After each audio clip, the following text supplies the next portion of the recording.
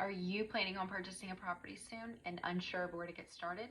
I'm Victoria Garriga with eXp Realty here in Lafayette, Louisiana, and today I'm going to tell you the first 3 steps to take when purchasing your property. Step number 1, that is getting your finances in order. This can mean one of 2 things. You either call your bank that you're already established with. If you're going to pay cash, ask them for a proof of funds.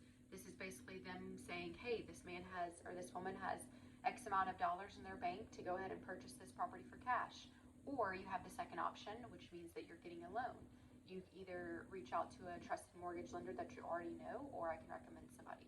You kind of go over your finances, your debt to income ratio, your credit score. You submit some documents showing your tax returns, your proof of employment, and then this gives the lender an idea of what you can afford monthly, and then from there we will begin our search.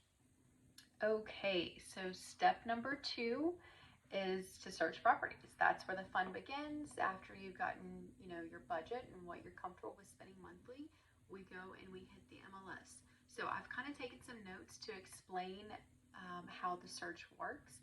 And I definitely think that a buyer's consultation is necessary. I honestly make it mandatory for my buyers that I work with. At the very least, we have a phone call to discuss your must-haves, what are negotiable, things that you can kind of bend on. But the thing of it is that, for us to be on the same page, we really need to have a solid conversation going over a few things, whether that's in person, a Zoom call, or like I said, very least a phone call. So I've kind of written some notes just to kind of explain how it works on our end, how it's portrayed to a buyer, and so hopefully it'll make sense. Basically, I will set you up on an automatic search through our multiple listing service, or MLS is what we refer to it most often, which is a database that is used by realtors to list and search properties throughout our region. The moment that a home fits the criteria that is listed for sale, it'll be sent to your email box within real time. So it's not like it's delayed. This is even better than you searching yourself through Realtor or Zillow, because what happens with those companies is they're syndicated through our MLS, so it's delayed by I think 24 hours. So basically we put in the information through our MLS, and then they scrub our platform in order to feed theirs. So ours always gets the information first, the property first. So some questions I like to ask my buyers are, what are your must-haves, and what's negotiable? Figuring this out ahead of time will save stress, time, emotional distress, everything. It'll get both of us on the same page. You not looking at a piece of property and getting your hopes up, and then you can't in return buy it. So some of the things that I like to kind of tell my clients that cannot be changed are location, the lot size, and price. Everything else, design of the house as far as wall colors, cabinet colors, countertops, whatever those might look like. The design aesthetic can be changed, whether or not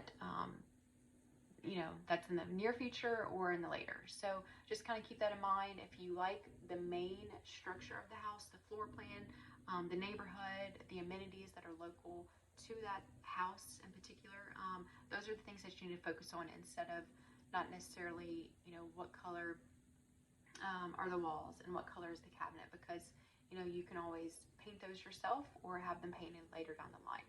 So those are kind of things that I like to ask my clients, get on the same page. That way we can stay organized, and you will get notified each time the listing within your criteria pops on our MLS. So it's important for both of us to be taking notes during our showings, because you will see a ton of houses. So this kind of will just help us pinpoint a property that will fit you in the future. And then we'll move on to step 3. So last but not least is step number 3, and that is to make an offer. So whenever you think you found the one, we basically contact the sellers and say that you want to put an offer on their property. And essentially this is the steps of what an offer would look like. So you already have your pre-qualification letter or your proof of funds, depending on if you're going to be purchasing with cash or a loan. That is something that is needed to submit with the offer. So keep that in mind, that obviously is number 1, and it has to be done in order to do number 3. So how we come up with an offer price is I go through our MLS, which we previously talked about. I scrub comparable properties that have sold, see what those price per square foot is, and then that's how we come up with your purchase price.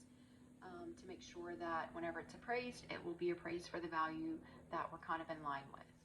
At the time of offering, you will put down an escrow deposit, which is an escrow check that will come out of your checking account automatically whenever we go under contract. This is typically between 1 and 2% of the purchase price. Financing amount. The percentage of your loan that you're financing and putting down, that's something that you will speak with your lender about. You've already talked about what it would be monthly as far as taxes, insurance, your PMI, all of those things. You're already comfortable in talking with your lender, and that is how we established a budget to search based off. Typically the first thing that happens whenever you're under contract is that you have a home inspection phase. This is generally between 10 and 15 days, the first 10 and 15 days, that we're under contract. You will have a due diligence phase, which consists of having a home inspection, having a termite company, whether it's on well and septic and it needs those inspections. You're looking at, if you have flood insurance that's required, you're looking at getting those rates. So all of the kind of making sure that you want to purchase this property, the busy homework, those are the things that I'll be kind of telling you, guiding you to make sure that this is a property that's fit for you and your financial wants and needs.